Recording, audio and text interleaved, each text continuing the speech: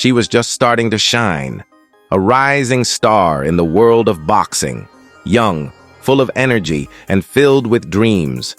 But now, those dreams are gone forever. Georgia O'Connor is no more. The news shocked everyone. Her fans, her friends, and even her competitors couldn't believe it. How could someone so young and full of life suddenly leave the world? It didn't make sense. It still doesn't. Georgia wasn't just a fighter in the ring. She was a fighter in life. Born in Durham, England, she began boxing when she was only a teenager. And quickly, she became known for her talent.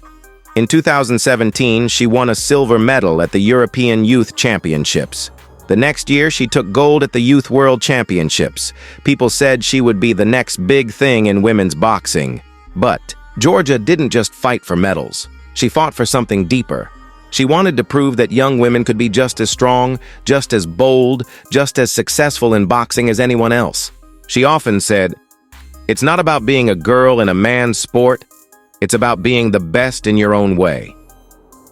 That quote still rings in the ears of many. When the news of her death came out, the boxing world stood still. British Boxing Board released a short statement. "We are heartbroken to hear about the passing of Georgia O'Connor. She was more than a champion. She was a true inspiration."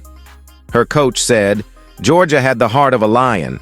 She worked harder than anyone I've ever seen. She dreamed big, and she had the talent to make those dreams real." Her fellow boxer, Caroline Dubois, shared on social media, "Georgia was one of the kindest souls. I remember training with her, laughing with her. She made the gym a better place. I can't believe she's gone." It wasn't just boxers who spoke out. Even people outside of sports noticed her spirit. One fan tweeted, "She made me believe that anything was possible. Even on my worst days, watching her train and fight gave me hope." But behind her powerful punches and bright smile, Georgia was quietly battling something else. Close friends have said she had moments of deep sadness. Some even say she felt the pressure of being a role model. Being in the spotlight is not always easy, especially when you're still growing. Mental health can be a hidden enemy, even for the strongest people. One of her friends, who asked not to be named, shared, "Georgia once told me, 'People think I'm strong just because I wear gloves, but sometimes it's hard to even get out of bed.'" That quote stays with you. It reminds us that we often see only the outside, the medals, the wins, the smiles, but we don't always see the struggles within. This isn't the first time the sports world has lost a young talent too soon. Think of Katie Meyer, the college soccer star, or Skillier Hicks, the young singer. Bright futures, all ended too early. And each time we ask the same question: could something have been done? Georgia's story is not just about boxing. It's about dreams, battles, and the importance of being seen and heard.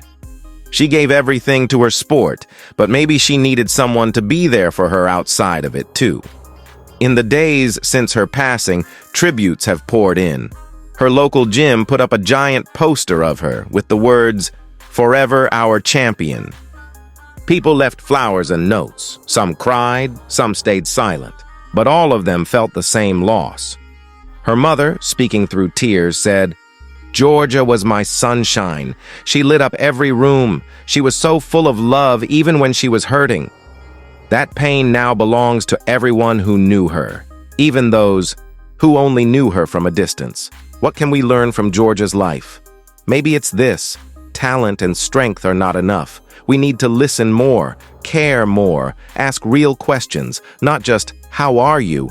but "How are you really?" Maybe that small change can save someone else. And maybe we also need to remind each other that it's okay to not be okay. That showing pain doesn't make you weak. That asking for help is also a form of strength. Georgia O'Connor should have had more time, more fights, more wins, more chances to smile and inspire. But now, her story becomes a reminder to care, to check in, to support one another, even the ones who seem the strongest. So what will you do with this story? Will you look at people differently now? Will you check in on a friend who's been too quiet lately? Will you speak up when you feel down? George's gloves are off now, but maybe it's our turn to fight. Not in a ring, but in real life. For care, for understanding, and for each other. What would you have done if you had one more chance to talk to Georgia?